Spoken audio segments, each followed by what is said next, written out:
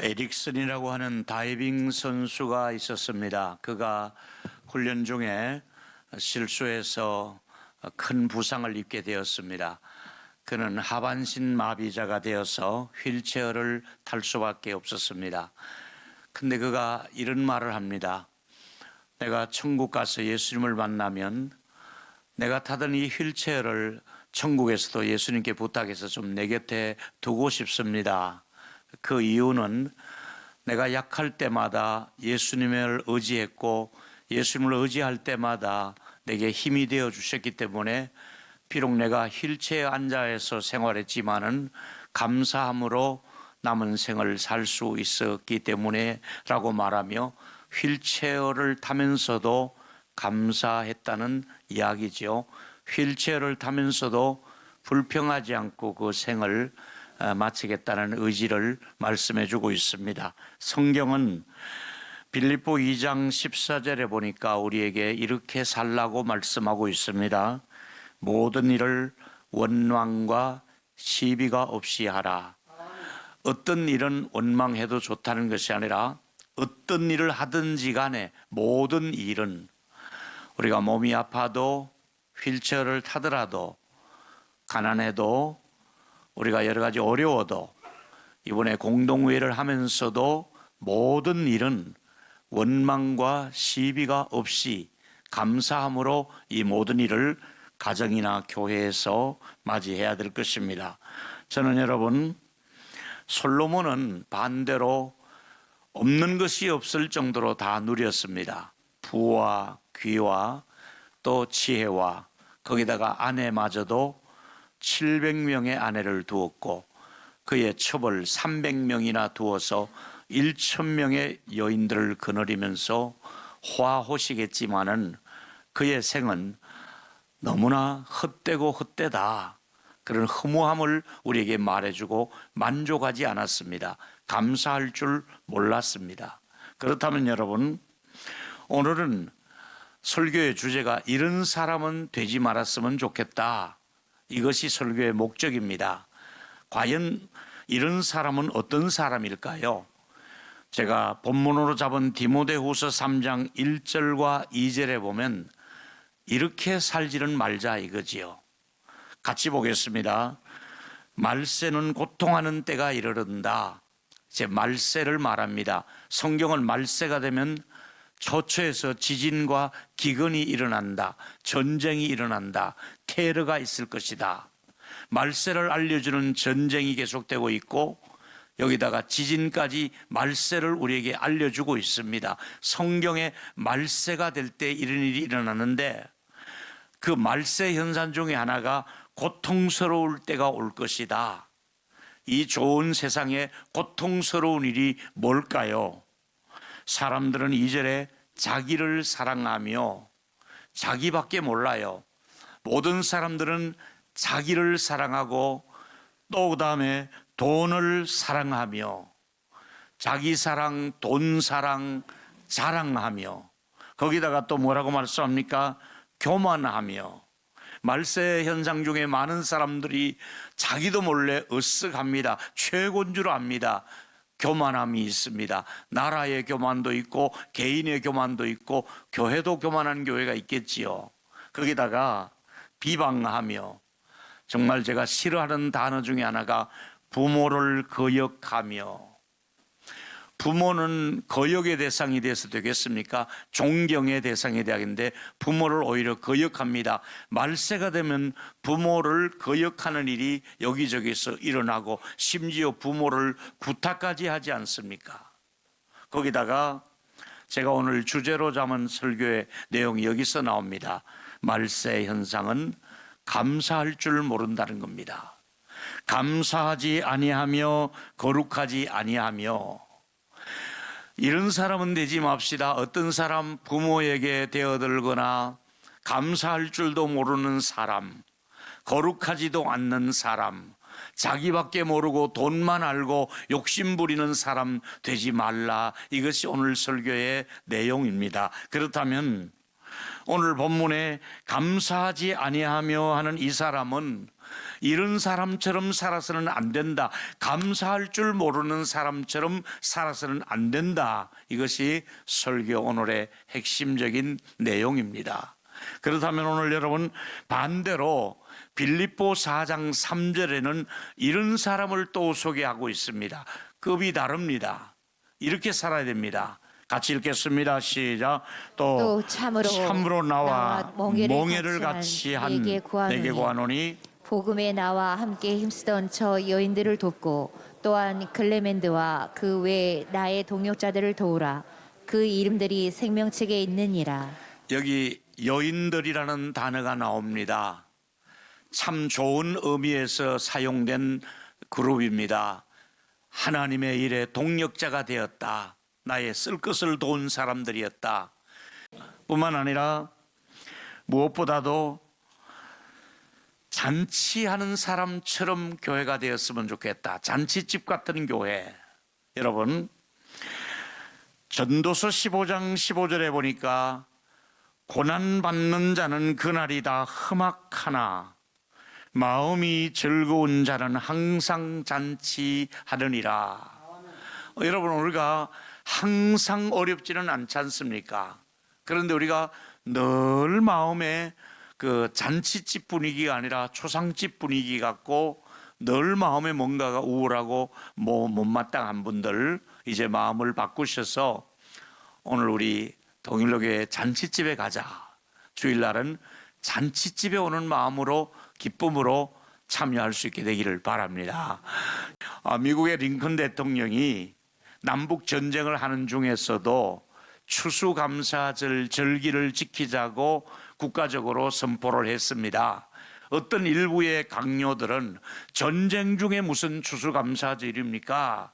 반대했지만은 그럼에도 불구하고 전 국민이 감사하도록 그렇게 전쟁을 치르더라도 감사하자, 절기를 지키자. 그렇게 해서 그때도 절기를 지켰고 이 전쟁은 정말 링컨이 원하는 대로 흑인들을 해방시키게 되는 아주 멋진 전쟁으로 승리하고 그들을 용서하고 모두가 축제로 한 나라를 한 리더십을 이끄는 모습을 보면서 나라적으로 감사해야 됩니다. 우리가 이런저런 일이 있다 할지라도 이런저런 경제가 어렵더라도 뭐 집값이 올라가고 내려가더라도 어떤 일이 있더라도 우리는 하나님 앞에서 감사할 수 있는 이런 국가가 되고 교회가 되고 개인이 될 수 있기를 예수 이름으로 축원합니다.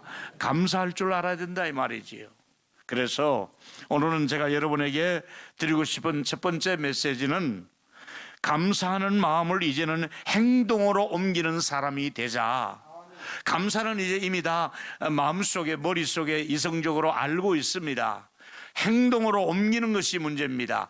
감사를 행동으로 옮기지 못하는 것이 문제라 이 말이지요. 자, 같이 보실까요?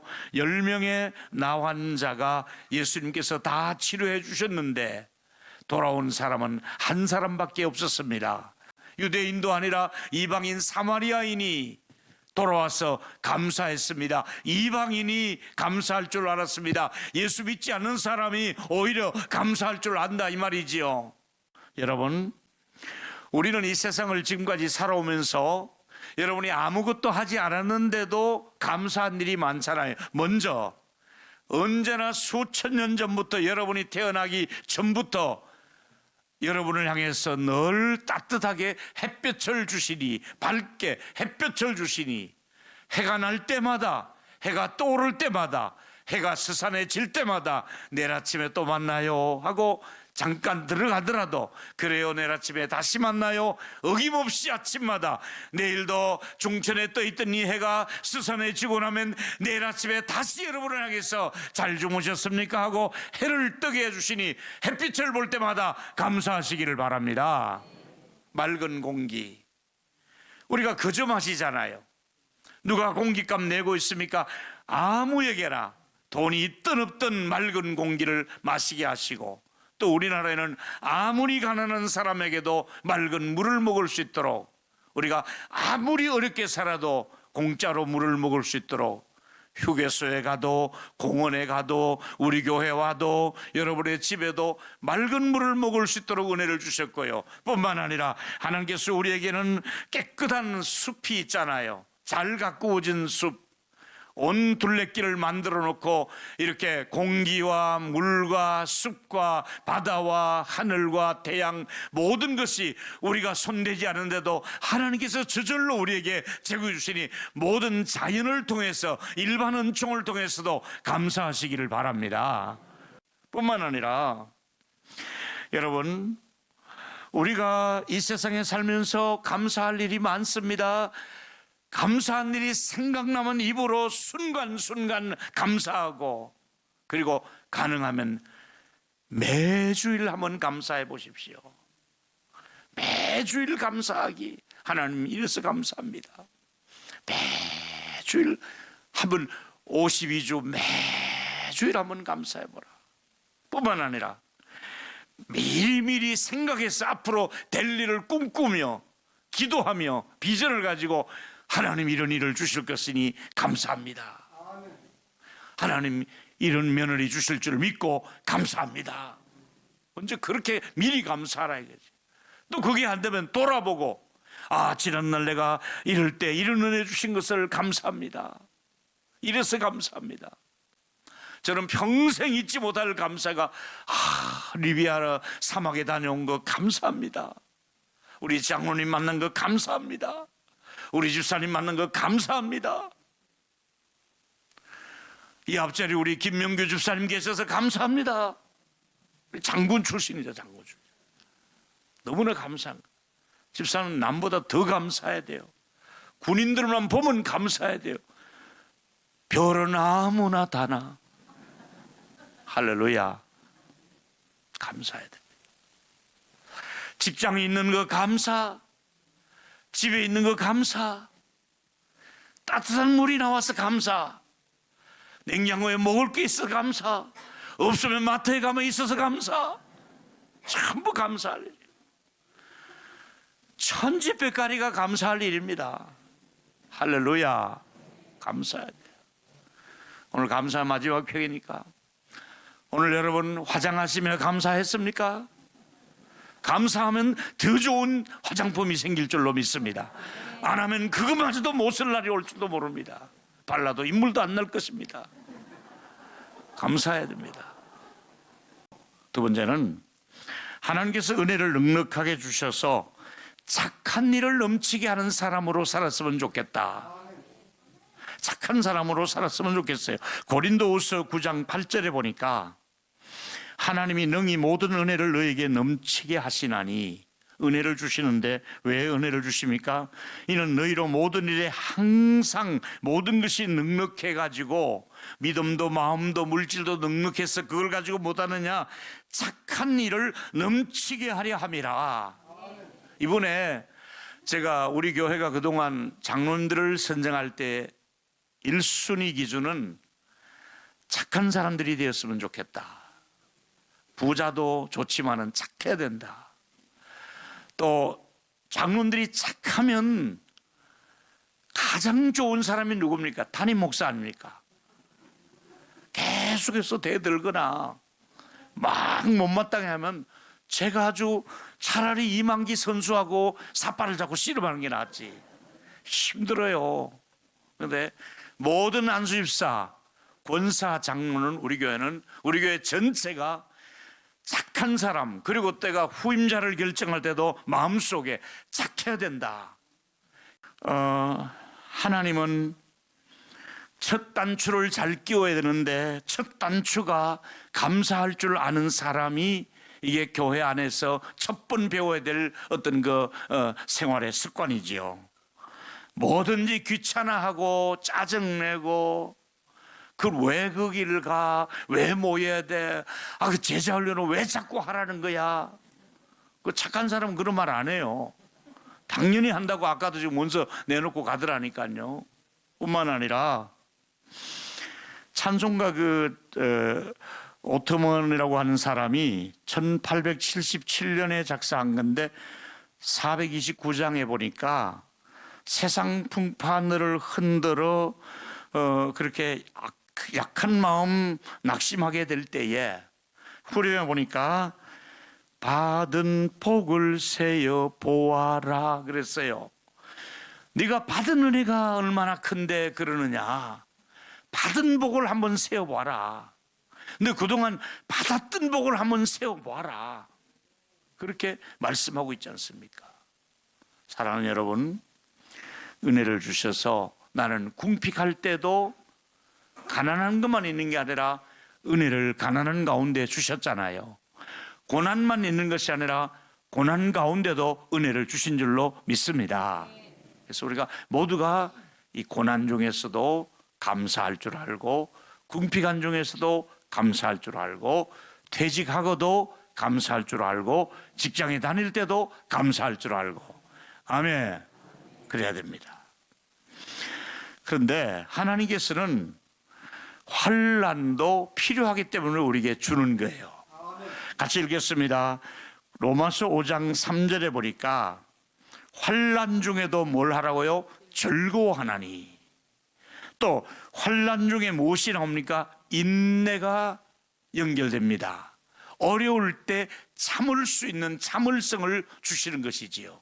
뿐만 아니라 하나님께서는 그 연단을 통해서 소망을 이루는데, 그렇게 환난 중에 인내하고 또 하나님 앞에 기도하고 기다리면 성령께서 가만히 계시지 않고 성령으로 말미암아 하나님의 사랑을 우리에게 부어주신다는 약속을 하고 있지 않습니까? 이번에 집사님을 선택할 때나 권사님 장로님들을 뽑을 때는 그분이 성령의 감동을 받고 사는 사람인지, 성령의 부으심이 있는지, 성령의 기름 부으심이 있는지, 이게 얼마나 중요해요. 하나님이 은혜를 주셔서 어려움 중에 있더라도 하나님의 사랑으로 성령을 통하여 여러분 안에 부어주셔서 하나님의 사랑이 가득 찬 저와 여러분의 마음이 되기를 축원합니다. 마음에 하나님의 사랑으로 부어주시는 거예요. 이런 사람으로 살아야 되는 거예요. 그리고 하나님께서 야고보서 1장에 여러 가지 시험을 당하거든 온전히 기쁘게 여기라. 시험 중에도 기쁘게 여기라. 왜 그럴까요? 그 다음 말씀 보니까 믿음에 살아 시련이 인내를 만들어낸다. 아까처럼 시련만 있는 것이 아니라 그걸 기다리다 보면 인내심을 키울 수가 있다. 그래서 온전히 이루라. 그렇게 해서 조금도 부족함이 없는 인격으로 믿음의 사람으로 세워가신다. 다시 말씀드립니다. 미리 말씀드립니다. 이번에 전체적으로 이제 공동의에 관계되는 분들이 나올 겁니다. 그러나 거기에서 만약에 결점, 부족하더라도 인내심을 가지고 기다리면 또 다른 기회를 하나님이 주실 줄로 믿습니다. 그렇게 해서 시험 통과하라 이 말이지요. 1차 시험에 여러분이 이제 올라가야 되고 시험을 통과하라 이 말이지요. 여러분, 그리고 살다 보면 본인도 몰래 마음이 우울할 때가 있습니다. 연세가 드시면 우울증이 조금씩 찾아옵니다. 외롭습니다. 나이 들면 모두가 외롭습니다. 근데 그 외로움을 방치하면 우울증으로 갑니다. 여러분, 축복하겠습니다. 바라기는 우울함이 쌓일 때마다 우울함이 생기지 않도록 벗어나려면 매일매일 생활에 감사하고 또 감사하면 우울함에서 이겨낼 줄로 믿습니다. 우울함을 이길 수 있는 것은 감사하는 일인데 감사하는 마음이 생기지 않을 때가 있습니다. 그럴 때는 4가지를 하면 됩니다. 첫째로 회개할 마음을 가져야 됩니다.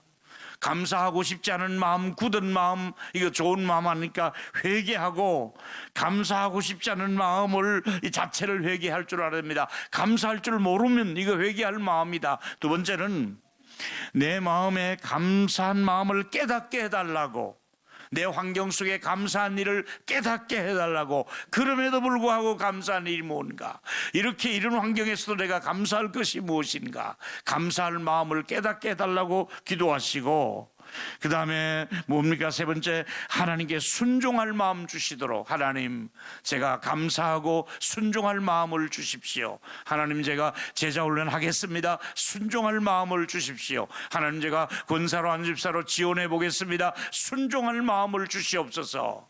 이런 것들이 우리 안에서 이제 감사와 연결된 마음이기 때문에 그렇습니다. 이제 세 번째는 이제부터 감사의 장애물을 제거합시다.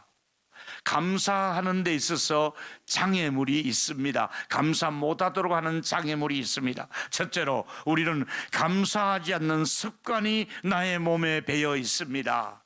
아예 몸 자체가, 내 의식 자체가 감사하다는 이 의식을 못하고 있고, 내 몸이 감사에 반응할 줄 모르고 감사할 줄 모르는 겁니다. 부모도 그렇고 아이들도 그렇고 그걸 가르치지도 않고 가르치지도 할 줄 모르고, 이게 감사할 줄 모르는 것이 몸에 배어 있기 때문에 그렇습니다. 두 번째는 우리는 늘 불평불만에 익숙해져 있는 사람, 건드리기만 하면 불평이 나오고 불만이 나오는 사람이 있습니다. 생리적으로 그런 사람이 있습니다. 우리 교회는 지금은 없습니다만은 자꾸 건드리면 불평불만이 나옵니다. 뭐가 그렇게 못마땅한지. 그래서 여러분, 그런 습관이 몸에 배어 있습니다. 불평불만이 몸에 배어 있어서 감사할 줄 모른다 이 말이지요. 세 번째, 우리는 영적으로 눈이 멀어져 있어서 하나님이 하신 일을 보지도 못하고 듣지도 못하고 영적인 감각을 잃어버렸기 때문에 감사할 줄 모르는 거예요. 또 뿐만 아니라 교회도 문제가 생길 수 있습니다. 문제 없는 교회는 없습니다. 대한민국 어디 가도, 전 세계 어디 가도 교회 안에도 문제가 있을 수가 있습니다. 그러나 감사하고 기도하면 교회는 당신이 좌지우지하는 교회가 아니라 교회의 주인은 하나님이신 줄로 믿습니다. 그래서 우리는 중직자들이 이번에 모두가 이제 지원을 하십시오. 그럼에도 불구하고 하나님의 뜻으로 받아들이겠습니다. 되어도 하나님의 뜻이고 안 되어도 다음 기회를 기다리라 하는 마음으로 기다리면 또 좋은 결과를 주실 줄 믿습니다. 배우자 때문에 짜증이 나는가? 어떻게 하겠습니까? 지금 배우자와 결혼해 주신 하나님께, 결혼을 시켜주신 하나님께 감사해야겠죠. 나도 예수 그리스도의 신부가 될 수가 없는 불량한 사람인데 나를 예수의 신부가 되게 해주시니 내 아내를, 내 남편을 만나게 하신 하나님께 감사하고 배우자끼리 서로 만날 때마다 감사할 수 있는 저와 여러분이 되기를 바랍니다. 한 번 더 아멘. 돌아가신 분도 있겠지만 현재 남편과 아내가 곁에 있으면 아내와 남편에게 오늘은 감사하는 마음으로 손을 잡으시기를 예수의 이름으로 축복합니다. 감사해야 됩니다. 아우, 저 인간, 저 작자가 막 이러면 하는데. 마지막, 자녀가 진심으로 부모에게 감사할 줄 몰라도 기다려라. 자녀는 공사 중이니까. 이렇게 해줘도 감사할 줄 모르는 자녀들 있잖아요. 그러면 좀 더 기다리면은, 칭찬을 오히려 해주면은 오히려 감사의 편지를 쓰기도 하고 이러면요, 오히려 그 가정에 이제 감사의 씨를 심고 감사의 나무가 자라게 하고 감사의 DNA가 흘러갈 수 있도록 여러분의 부모로부터 가정 전체가 손자손들까지 감사의 분위기를 우리가 익혀갈 수 있게 되기를 바랍니다. 감사할 줄 알. 마지막이죠. 가난하게 살지만 나와 내 집이 예수를 잘 믿게 해주신 것을 감사하자. 오늘 이렇게 교회 와서 앉아있는 것만 해도 감사하다. 할렐루야. 후보가 된 것만 해도 감사하다. 이렇게 해야 되지. 저와 여러분, 우리 교회가 감사가 막 풍년이 들고 원망과 불평은 흉년이 들어서 우리 교회가 가정에서나 교회에서 감사가 넘치기를 축원합니다. 이렇게 살았으면 좋겠습니다. 결론입니다. 여러분의 남은 생에 어떤 사람으로 살 것인가? 이런 사람은 되지 말자. 어떤 사람? 감사하지 않는 사람은 되지 말자. 첫째로 여러분이 읽습니다. 이제는 시작. 이제는 감사를 행동으로 옮기는 사람이 되자. 이제는 착한 일을 넘치게 하는 사람이 되자. 이제부터 감사의 장애물을 제거하고 오직 나와 내 집은 감사함이 되는 그런 결단이 있기를 축원합니다.